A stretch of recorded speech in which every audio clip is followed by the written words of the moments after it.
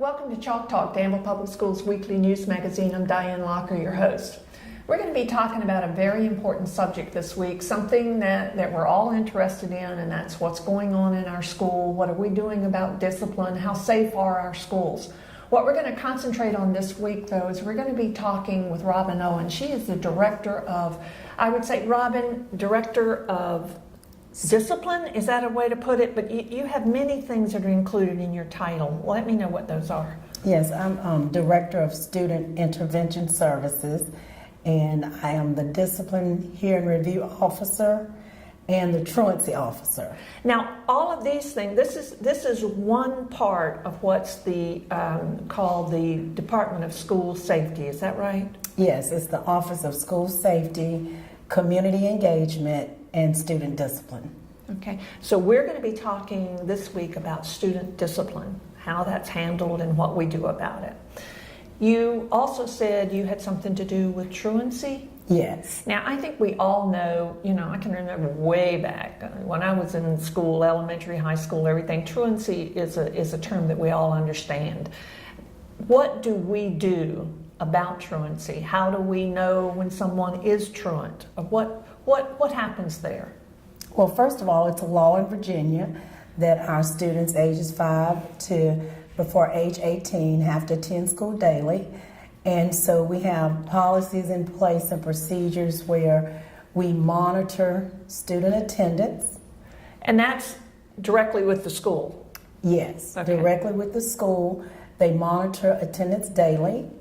And our parents have to send notes to make us aware that they are aware and they support the student's absence. If I'm a school, any school, student does not show up, we don't do anything that first day a student doesn't show up. So if he's absent today, what do you do? If he's absent today, then we call the parent that day. That very day, and say that, Johnny so-and-so is not in school today. Yes, and we have an automated phone system that calls the house, and then we have attendance secretaries who actually make phone calls that day. Go back to what you just said about an automated system. What would that be? I know we have the information on the parents or the guardians. We've got their telephone number. If Johnny doesn't show up at school today, it automatically calls? Yes, because we have a database, Power School, and the secretaries and the teachers enter the absence into Power School, and then the database will call the home if they enter the code for an absence. All right, if this database calls my home, what does it say? Your child so-and-so did not show up for school today? Yes, ma'am. Now, once I get that call, if that child is homesick, what do I do? Then we would want the parent to call the school and let us know that they are aware and they support the absence. And then we would want them to send a note the next day the child returns. So even if the automated system calls me and I call back and say my child is homesick, you still want a signed note the next day or whenever the child comes back? Yes, ma'am. All right, let's say the opposite side or let's say the wrong side of it happens and the parent is unaware and calls back and said, my child went to school this morning. What's the next step then? At that point, the student is becoming truant because it's an unexcused absence. And we want to encourage parents, please send a note, because the unexcused absence is what's going to start the truancy process based on the law, that then we have to go through steps which could lead to court, and it's never our goal to go to court, but that's what triggers truant, a student being truant, when we do not get a note from a parent. Is there X number of days that qualifies you as truant or not truant? In other words, if I miss 2 days and my parents didn't know I was out, it was what, do they still call it skipping school? Yes. Yeah, okay, so I skipped 2 days. My parents don't know about it. Am I truant that quick? Yes, and you get a letter. We are very aggressive and passionate about making sure that our students are in school. So what we do, we contact the parent, we send them a letter at number 3, absence, unexcused. Okay, so number 3 is kind of like the trigger. Yes. Would that be 3 days in a row? 3 No, days, ma'am. 3 days out Just of a week? 3 Just unexcused absences. doesn't make any difference how long that takes? It doesn't matter. Okay. And that letter actually explains that in the future, we need you to send a note. If not, your child could be referred to Truancy response team, and possibly a petition could be filed to go to court. At number 3, we let them know that. Now, your truancy response team, if I had to make a guess, I would imagine goes in and tries to find out if anything's really happening. In other words, they try to calm the situation, see what's wrong, see if they can correct what's wrong, see why that child's not there. Is that what that team does? Correct. And so, but let me just say this before the parent and the child comes to truancy response team. At number 5, unexcused, they have a school level meeting. Now the meetings are, what can we do to help? The whole process with truancy is, what can we do to help make sure the child is in school, get services in place, if we need to get help with the parent. So at number 5, there's a school level meeting. So what you're saying then is, at this school level meeting, we are going to see if the parents need help, Yes. if the child needs help, what the problem is, and try to work those things out before anything else is done. Oh, most definitely, because we want to provide any kind of services or interventions that would help that student be in school. And unfortunately, after number 5, if they miss another day without a doctor's note, and In other words, you don't take by law. you don't take a parent's note then? Correct. At number 5, unexcused, by law, they have to provide then doctor's notes. And so if they miss another day after number 5 without a doctor's note, they have to come to truancy response team meeting. And at that meeting, we have people there from Danville Social Services, Danville Community Services. We have someone from Court Services, Danville Public Schools. We have our head nurse from Danville Public Schools, someone from the Exceptional Children's Department. Now, it sounds like that this meeting, you pull together not only the offending student and their family, you pull together all the organizations that could possibly help them. We do. Direct them to where to get help. Yes. We have a group of people around the table, and we're here to help. And that's the message. We want to come up with whatever supports the student and the parent need to overcome the barriers that's causing them to not be in school. So for something like that to go to court, they have been through a lot of processes and a lot of offers for help before that happens. Almost definitely. And like I said earlier, our goal is never to go to court. So at that meeting, we do explain to the parents that this is pretty much a contract, a plan that we're making to help the student not miss any more days. And at that point, if they miss another day without a doctor's note, Then I have to file a petition to court, and we have to go to court. And that's never our goal. last resort. Last resort is going to court. Yes, ma'am. Yeah, and if they go to court, it sounds like we've offered everything we could to prevent that. Yes, ma'am. Let's go now you said it also includes community engagement, Yes. the Department of School Safety. Now, when you say community engagement, what do you mean? Well, community engagement is pretty much having our community involved in helping educating our students. And we have many agencies in Danville that we have partnered with.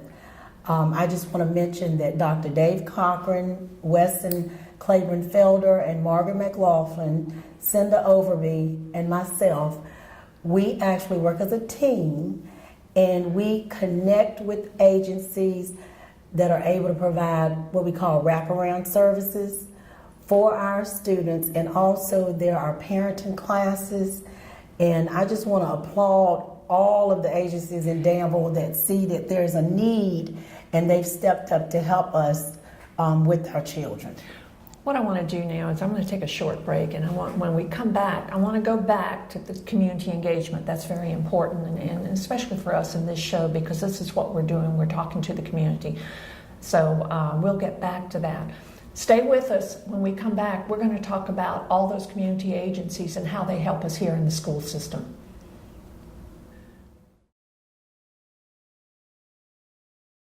Hello everyone, my name is Alexandra Reddy and I'm the Beta Club president here at Galileo Magnet High School. Let me tell you about Beta Club. Beta Club is a national academic club that focuses on community service. And in fact, our motto is let us lead by serving others.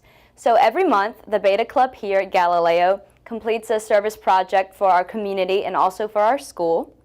And then in February, we travel to the state convention where we compete with other schools in the areas of English, science, social studies, talent competitions, and it's a really awesome experience. But I also have the honor of being the Virginia State Beta Club president, an election that I won back in February at the convention. So this means that I have to travel to at least 2 other state conventions this year.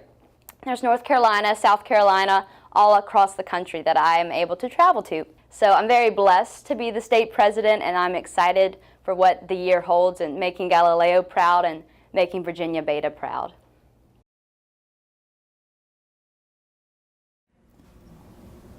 Welcome back. If you just joined us, we're talking about the Office of School Safety this week. I have Robin Owens. She is the director here in the Office of School Safety, and mainly her primary area is truancy, discipline, and community outreach.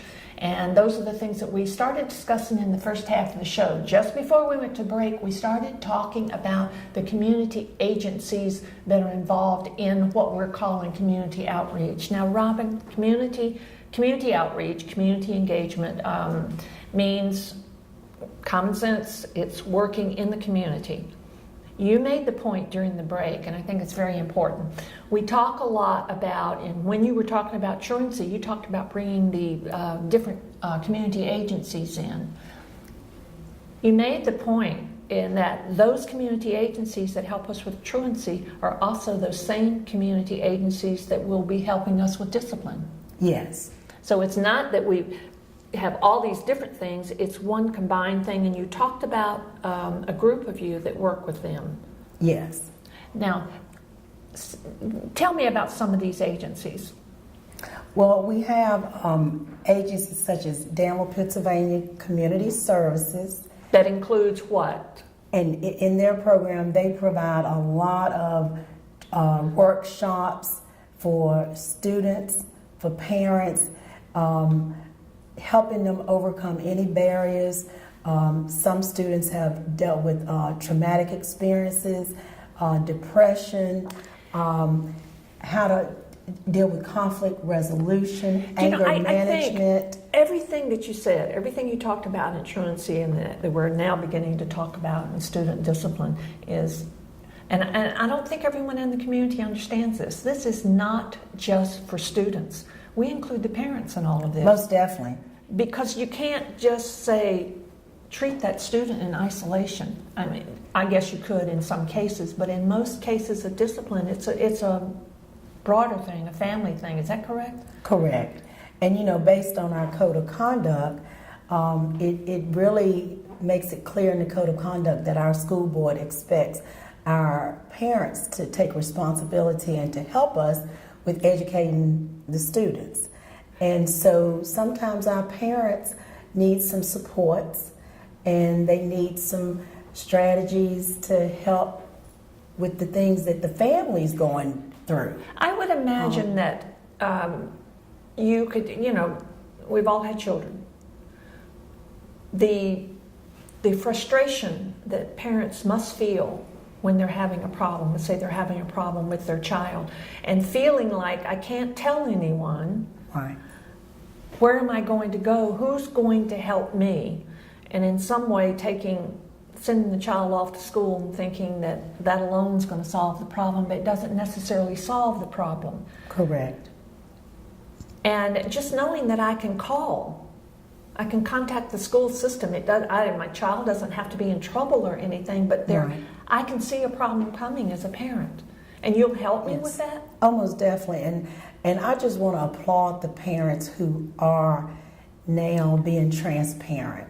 We are Meaning seeing what? more and more Yeah. parents who are saying, I'm frustrated, I don't know what to do.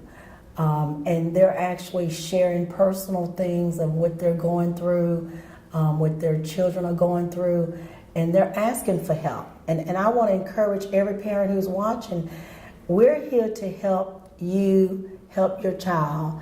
And we have a lot of agencies in the city now who are providing mentoring services where they will build relationships with students and just be that other person that will talk to the child and give them guidance to help them overcome, what they're going to. They'll go into the homes and provide counseling for the parents. Parents probably have no idea. I know I'm always amazed when we sit down. Last year, you and I had a conversation about the different agencies and what they do. It is amazing the help that is out there, but sometimes the people that need the help in the community don't even realize these things Right. are available. Right. They don't even know that there's help for this, maybe medical help for discipline, those types of things. Yes. So how do you get that message out? I would encourage parents to, first of all, communicate with the principals and the teachers. Sometimes the principals and teachers do not know what's going on. And so when a student is making bad choices, there's a root cause for it. And if the parent can be a little bit more transparent and say we're struggling in this area, or I need assistance with this, that's what we want them to do. But not only can they contact the principal, the teacher, the guidance counselor, they can call our department. And we have a list of vendors that we can refer them to. But because there's help in Danville.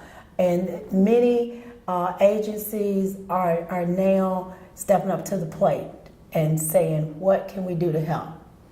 I think so. I think a lot of the community agencies and people in the community that can do these types of things realize that they're part of what's going on. Yes. They're part of helping us with our schools and the things that are going on in our community. They are our community. Yes. And that's what it boils down to. One of the things that you said there, you talked about that they can call the principal.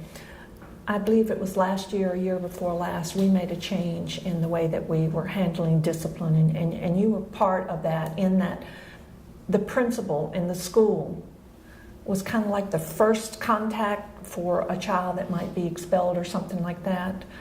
Explain Yes. that to me a little bit. Let's say I'm a parent and my child gets in trouble at school and is expelled or is going to be expelled. What's going to happen? What happens then?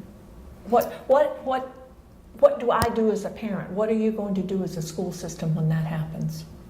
Well, first of all, if a child commits an offense that is a level 3, 4, or 5 based on the code of conduct, the principal can give that child a 10-day suspension with a recommendation for a long-term or an expulsion. At that point, the parent can appeal the 10-day suspension and the recommendation. Who does that appeal go to? To the principal. Now, in the past, some years ago, that went to the school board, didn't it? Well, actually, what would happen if they were recommended for long term, the student would go before a 3-panel member of people who would hear the case, and they could not appeal to anyone at that point. Okay. After they went before the 3-panel member hearing panel, at that point, once they made the decision as to whether or not they would modify the suspension or they would uphold it, meaning the child would be long-term, meaning out to the end of May, the school year. Expulsion means 365 days out. They could appeal to the school board. But now they can immediately appeal within 3 days to the principal. Now, the purpose behind that, a lot of the things that support that is going back to some of the things you said about truancy and community engagement. At that point, if they're talking to the principal and the teacher and everyone's involved, maybe the problem can be solved right there. Correct. Before we go into this committee and that committee and that committee. We handle it where it occurred. Yes. And the people that are closest to it. And another thing, if that principal and then the teacher or the school finds out through that process that there is a problem in the home, through our community engagement, can't we get in there and maybe try to solve that or help that parent? And it's a good point of a contact. Almost definitely, because our principals want our students in school. Yeah. They do not want them out of school. But of course, we do have to follow our code of conduct, and there are consequences for our actions. Yeah. So at that point, when they do the appeal, our principals, they have a relationship with the students. And so if there's something shared at the appeal that would warrant them allowing them to come back, they could allow them to come back, and they could put them on a behavior contract. They can get some services in place. And this year we're really excited because we have a partnership with Danville, Pennsylvania Community Services, wherein if a student is recommended for a long-term, instead of them receiving a long-term, we could change their placement and allow them to go to another school, or they could go back to that school. But they have to go to sessions with Danville. They being the parents or the students? And the parents, there's a parenting piece there too, Okay. where they have to go to Danville, Pennsylvania Community Services and participate in a program called Alternatives to Suspensions. So instead of implementing the 365 days out or the long term to the remainder of the year, they will go to a 12-week classes where it's 12 sessions. It's In not other words, 12 weeks. they're technically you're suspended, but you're not in the regular school. You're attending this 12-week course. And you could be educated in another school. So, for example, a student who maybe had a situation at George Washington High School, we would allow them to transfer maybe to Langston or Galileo, or our extended day program, which is an evening program that I haven't made you aware of, but it's on Langston's campus, and it's Monday through Thursday, 2:45 to 6:30, and they do their coursework on computer. Now, who would be attending that extended day type thing? Only high school students. And only people that, let's say, have had a problem dealing with, let's say, my regular placement at a high school. Correct. I'm having a problem. Now, instead of going back into the regular classroom, the regular school, I'm going to be going to the extended day. In this extended day, am I going to get the credits I need? Most definitely. Most definitely. Do I stay in that extended day for the rest of my high school career, or is this what is that? No, it's a individual basis. It's based on what the student needs. I'm removed from the trouble situation, but I'm not going to lose my academics. Correct. Okay. And if you attend extended day, we're going to make sure we provide wraparound services. Wraparound services being that community engagement portion of the school safety, where you connect them with the agencies that they might need. Correct. And I'm very excited about The fact that we are doing that more and more, that we are providing services for the individual needs of the students to help them overcome the barriers. But you know what you're talking about is the root Yes. of the problem. What's happening is the acting out portion of the problem, and we're talking about finding ways to get to the root of the problem, whether it is in the family or the community, Right. wherever it is. And bottom line, we want to see behavior modification. We want to see the students' actions changing. Let me ask you something, and there's probably no figures for this because we haven't been doing it long enough. Since we made that change in the way that we handle suspensions and that type of thing, have we had fewer cases go to, let's say, the full out of school for 365 days, whatever? Has it improved our process? Has it improved the process for the children and their families? Yes, last year was our first year changing the process the way it is now.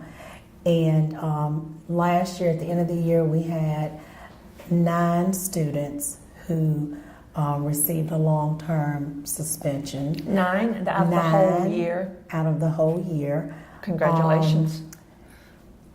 Compared to the previous year, we had 62 students who did not receive any placement. So we were just really excited about that. So, Congratulations on that. Robin, you and I could talk, I can see that now for the next hour on these just 3 little portions of school safety in the total department. Those are great figures. 9 instead of 60 something. So that's success. That's success. What's the important thing for everyone in the community to understand is that we work with families and we work with children, not just children. So Right.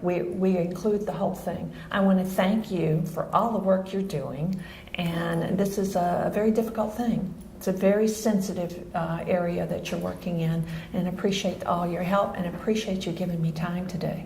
thank you. I want to thank all of you for being with us this week, and I hope you can see that we are working with these students no matter what happens. What's important to us is keeping those students in school, having them be successful, and also making sure that families are taken care of. If you have any type of problem, something that you can't work out, we're here and we can help you. Thanks for being with us this week, and be sure and come back next week.